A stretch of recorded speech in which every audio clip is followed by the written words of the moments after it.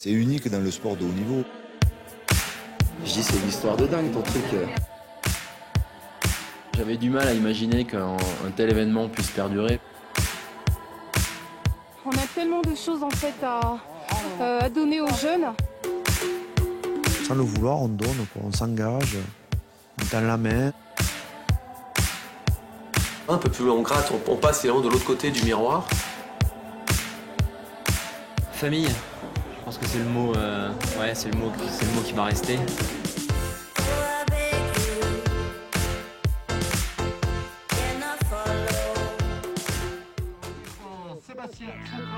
L'histoire des étoiles du sport commence avec Sébastien Foucras qui va trouver dans le ski artistique une passion renversante. Il décroche une médaille d'argent aux Jeux de Nagano, couvé du regard par Benoît Hicken, l'incubateur. J'ai le souvenir d'une conversation en voiture. Un jour, on allait sur un rendez-vous à Disney où la bonne idée est sortie à ce moment-là. Sur l'autoroute, nous étions sur cette réflexion de comment aider les jeunes et comment Sébastien et moi, dans notre passion, nous pouvions marquer notre époque. Première étape, convaincre des champions que leur projet tient la route et qu'ils doivent venir. La mèche s'est allumée avec Fabien Galtier. Je me rappelle très bien de cette rencontre. Et quand on lui a parlé de l'idée, lui, il n'a pas mis 2 secondes avant de dire « Ok, vous pouvez compter sur moi ». La première chose que je retiens, c'est qu'il y avait du fond. Vous partez d'une page blanche, mais il y avait du fond. Et le deuxième, et il est là aujourd'hui, ce qui nous fait d'autant plus plaisir, c'est que pareil, on avait besoin d'un footballeur de 98 qui est impactant auprès des journalistes et aussi des autres athlètes. C'était Yuri Djorkaeff, où là j'étais allé le voir à Londres, puisqu'il jouait à Bolton. Et puis on a passé 2 heures à discuter de tout et de rien. Et il m'a bien sûr garanti qu'il serait là. Au-delà des personnes, ce qui m'a plu tout de suite, c'est que derrière, il y avait un sens. C'était pas juste un événement pour un événement, mais il y avait une conviction forte, une idée qui m'était chère et qui transpirait vraiment dans leurs propos. Donc ils ont été très très convaincants là-dessus. Et j'ai trouvé que c'était une superbe idée, quoi, de se dire voilà, on va faire un événement pour transmettre et pour organiser des moments de transmission entre les générations, parce qu'il y a tant de choses qui se perdent de ne pas être transmises, que nous on veut participer à ça. Au début, quand Seb il est venu me voir pour les étoiles du sport, me raconter un peu le projet, le truc qu'il avait imaginé par rapport à sa propre histoire avec Benoît, je dis c'est une histoire de dingue ton truc. Parce que déplacer des sportifs, des parrains, déplacer des sportifs tous sur une même épreuve, c'était hyper compliqué. Le principe est simple, il s'agit de réunir 20 champions de 20 disciplines différentes. Chaque champion choisit un jeune qui pulse pour l'accompagner et partager une semaine d'échanges agrémentée d'épreuves sportives.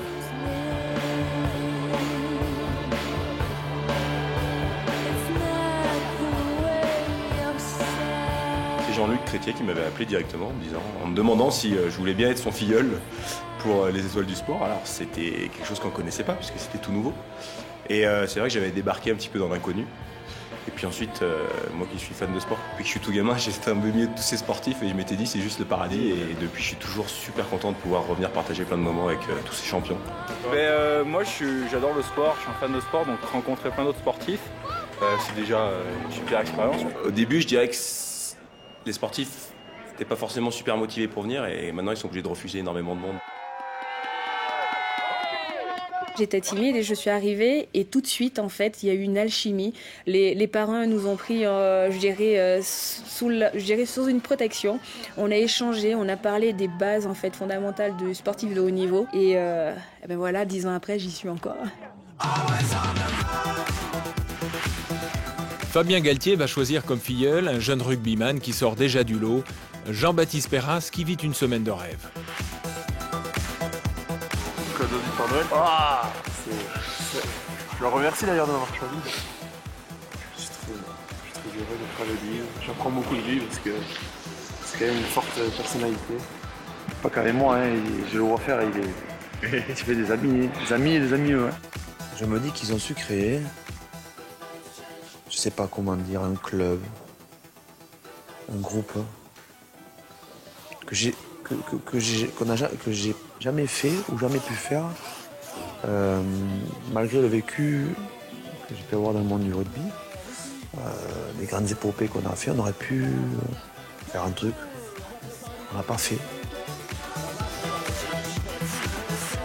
J'étais très timide, je me souviens. La première rencontre avec Fabien Galtier, j'étais rentrée dans la salle de presse. Et moi, c'était le capitaine de l'équipe de France de rugby. Et je suis fan de rugby, donc je n'osais pas aller le voir. Et c'est lui qui est venu vers moi en me disant « Ah, mais je m'appelle Fabien, je suis fan de ce que vous faites. » Et là, je me suis dit « Bon, super, les grands champions sont humbles, sont dans le partage. » Et du coup, il m'a appris à aussi aller vers les autres malgré ma timidité. C'est Jean-Baptiste Perras. À l'issue de la semaine, un jeune espoir est élu étoile du sport de l'année sur ses performances sportives lors des épreuves avec son parrain, mais surtout sur son état d'esprit. Un critère déterminant soumis au vote de tous les parrains présents. Le contenu parle, véritablement les valeurs qu'on met en avant, qui sont des fois bafouées ou un petit peu trop galvaudées, ça on les vit véritablement et authentiquement ici. On l'a étoffé, on l'a enrichi au fur et à mesure de toutes ces formidables aventures. Trop rares à mon goût, je voudrais qu'il y ait plusieurs étapes du sport dans l'année parce qu'à chaque fois c'est des rendez-vous que l'on attend, je dirais presque comme des Olympiades. La création du comité d'éthique à l'automne suivant permet de structurer le choix des 20 disciplines et des 20 parrains de la prochaine édition des Étoiles du sport et surtout les ancrer autour des valeurs qu'ils défendent. Je me suis retrouvé très vite, très jeune, seul à la tête de l'équipe de France et je pense que j'aurais peut-être progressé plus vite au contact, pas simplement de la technique de l'escrime, mais le fait de l'expérience de la piste, de savoir comment gérer une préparation, cela m'a manqué. Alors, encore une fois, c'est une très bonne initiative que le ministère des Sports et moi personnellement vais suivre avec la plus grande attention. Je sens véritablement qu'on est au début de quelque chose. La première édition a été un succès, je suis persuadé que la seconde sera encore mieux. Et on espère que la suite sera encore au niveau de ce qui s'est déjà passé. On est au début d'une belle aventure et on est tous hyper motivés à l'idée d'être à la naissance de tout ça. Ce qui est le garant un petit peu et le gardien de ces valeurs, c'est aussi les ambassadeurs qui se sont constitués avec les années. Les anciens, donc ceux-là des premières éditions. La deuxième édition confirme que la simplicité et la convivialité sont des accélérateurs de particules très efficaces. La plupart se retrouvent aussi sur un terrain de jeu qu'ils connaissent moins bien et forcément ça crée des liens.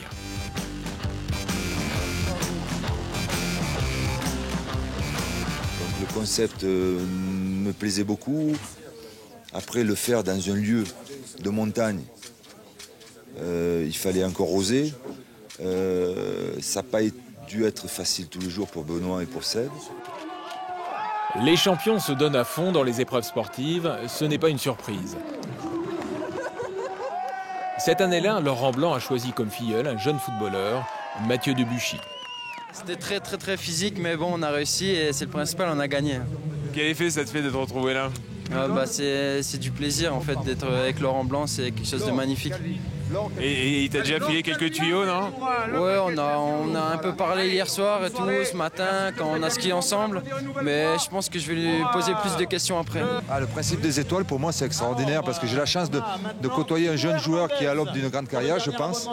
Et donc, tout en faisant des épreuves sportives, on a des échanges. Et je trouve que dans la société d'aujourd'hui, entre les jeunes et les anciens, il manque de cet échange-là. Et je pense que l'exemple du sport devrait être suivi par beaucoup plus de gens.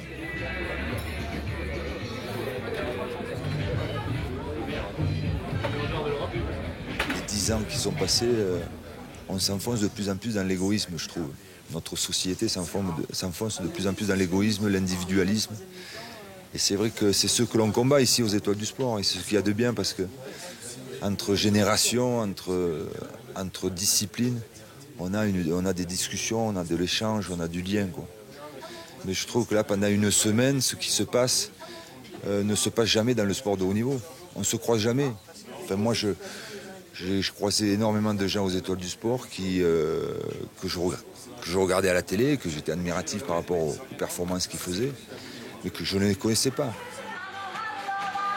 À l'époque, la semaine des Étoiles du Sport se déroulait au lendemain de Noël et se finissait après le jour de l'an. Un réveillon qui était fêté comme il se doit, avec des champions qui avaient tous laissé leur palmarès et leur statut au vestiaire.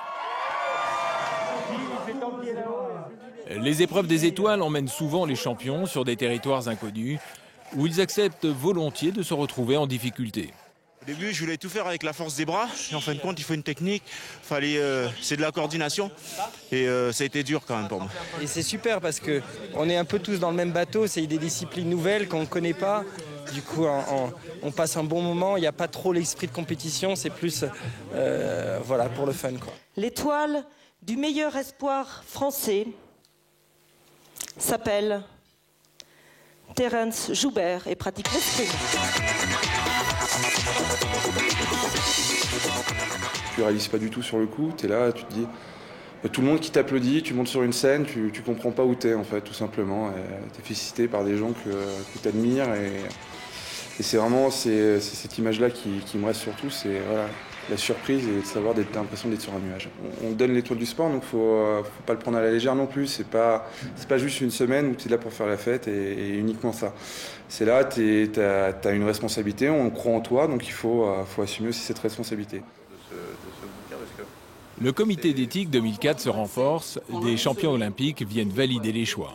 On fait référence aux étoiles tout au long de l'année, justement sur un conseil, un geste, un propos tenu directement ou par téléphone.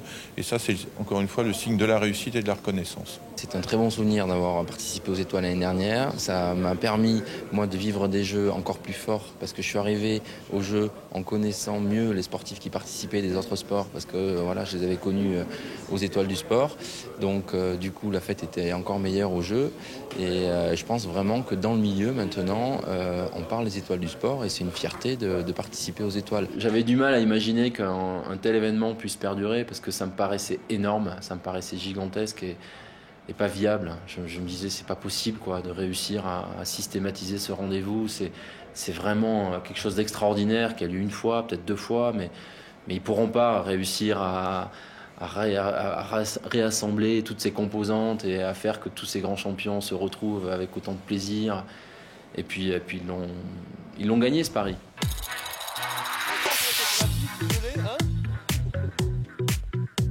Mais moi je trouve le concept génial parce que c'est au-delà même de l'aspect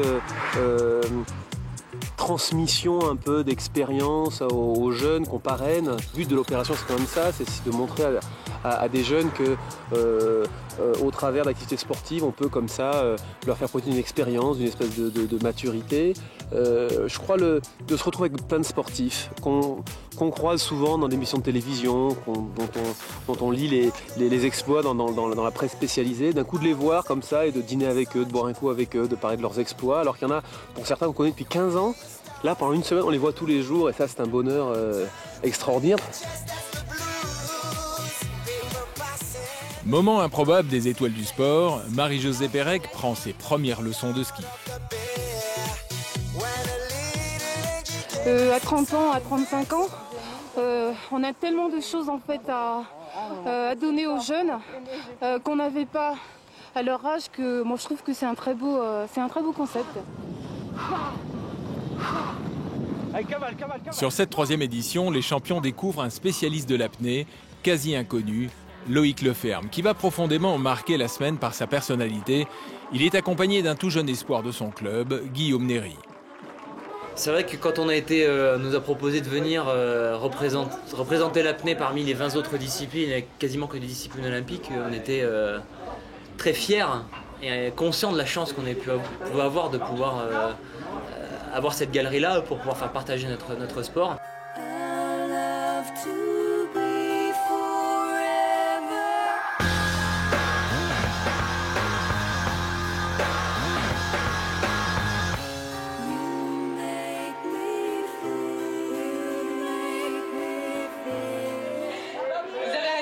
C'est bien ça. C'est l'apnée et l'espoir, c'est Guillaume Néry. Il est là, Guillaume, il est là, Guillaume. Famille, je pense que c'est le mot, c'est le mot qui va rester. C'est la rencontre avec une vraie famille, une intégration dans une famille et vraiment des amitiés qui restent et qui durent. Le parrain, Loïc Leferme. Guillaume Néry et son parrain. C'est la première fois que je rencontrais tous ces champions. Je ne vais pas commencer à tous les énumérer, je vais en citer 2-3 qui m'ont particulièrement marqué. À commencer par Fabrice Guy, qui était médaillé olympique. Joyeux anniversaire Fabrice. Qui était médaillé olympique en 92, j'avais 10 ans et c'est un des premiers événements sportifs dont j'ai le souvenir et qui m'a donné envie de me lancer dans le sport et qui m'a procuré des telles émotions.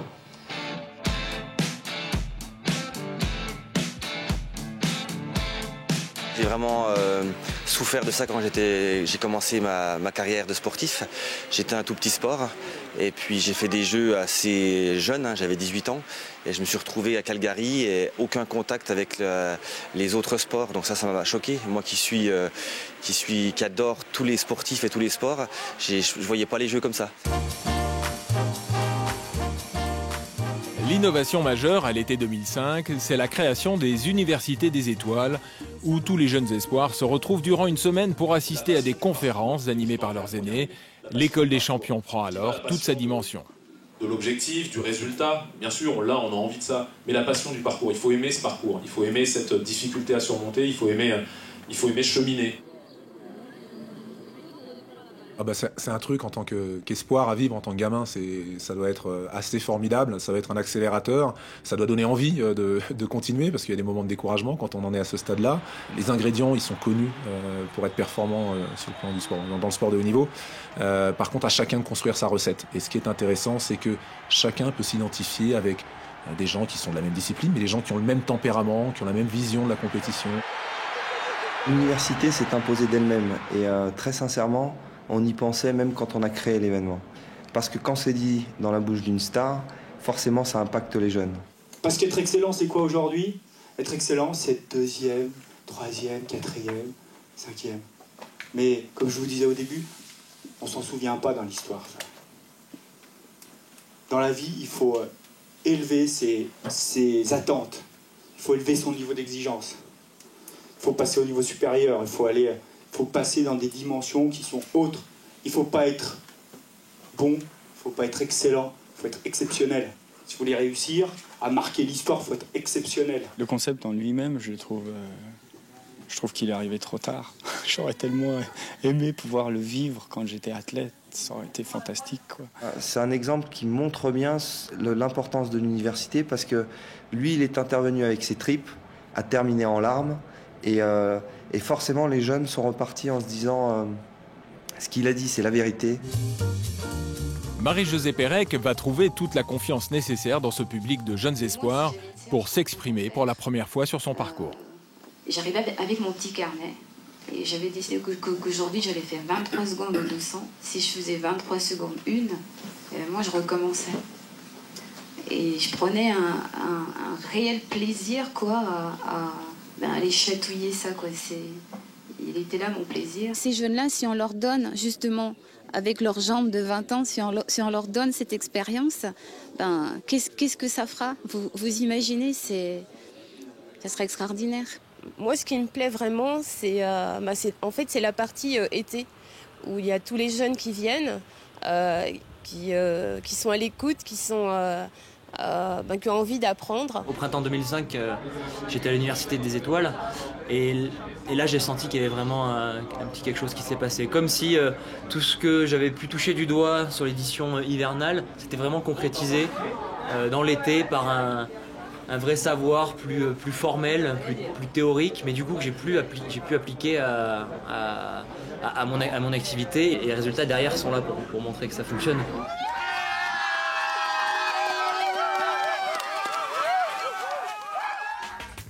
En 2005, le comité d'éthique prend tout son sens et devient indispensable devant la montée en puissance de l'événement. Je ne sais plus quel athlète m'avait dit dans l'escrime, me disait tiens ça y est j'ai eu la médaille, au moins je pourrais aller aux étoiles du sport, je pourrais au moins être peut-être sélectionné en tout cas pour les étoiles du sport. 2005, c'est aussi l'arrivée au Club Med de la Plagne, dont l'espace va booster le côté théâtral et spectaculaire de l'événement. Marcel de Sailly avec nous. Marcel. Cet après-midi, on va à la presse. C'est sympa pour lui de voir un petit peu l'approche des médias par rapport à un sportif de haut niveau, comment il se comporte, est-ce qu'il faut être dur, est-ce qu'il faut être relâché, trouver le juste milieu. L'intérêt supplémentaire des étoiles du sport, c'est qu'il y a un mélange entre sports qui apporte un grand enrichissement, comme l'a dit Marcel Desailly, casser la bulle. Trop souvent, nous, on est dans notre bulle de l'athlétisme. Des sessions en off s'organisent au pied levé avec des matchs improbables réunissant Laurent Blanc, Serge Betsen ou encore Ladji Doucouré.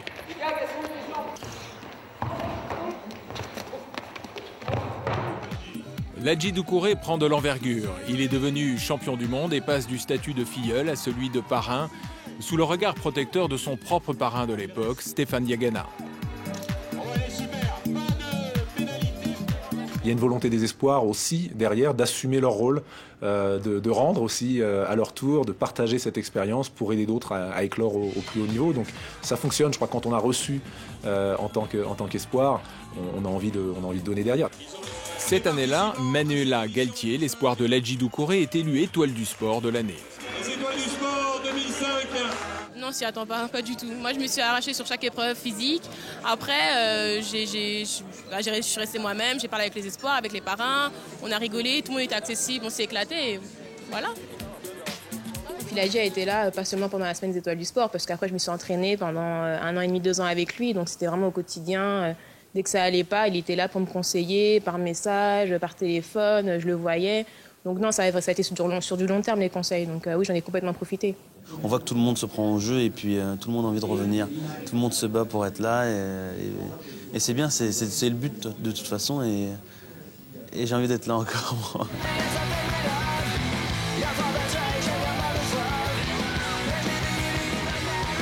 Mais c'est des grands champions du monde, regarde là. C'est des grands champions du monde. On peut pas. Champion du monde. Il paraît que tu montes une équipe de bobsleigh, là on a les images. Ah, vous les avez?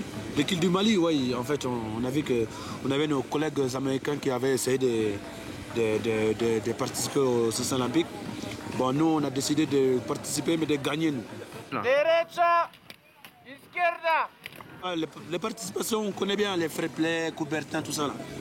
Mais nous, on veut gagner, ramener les coupes en Mali. Bueno, maintenant, malien. Gauche. Gauche. Droite. On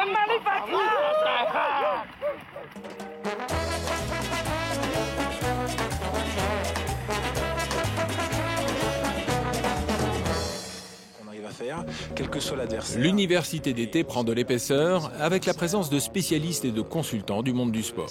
Autour des champions, tous les acteurs, journalistes qui viennent expliquer leur métier, hommes d'entreprise qui viennent expliquer aux jeunes qu'ils auront des droits, mais aussi des devoirs parce qu'ils vont porter leur marque. Et puis les agents, les avocats, eux aussi viennent donner les clés de la réussite parce que le sport de haut niveau est aujourd'hui un métier et il doit s'apprendre précocement. Moi je crois qu'un athlète c'est une PME.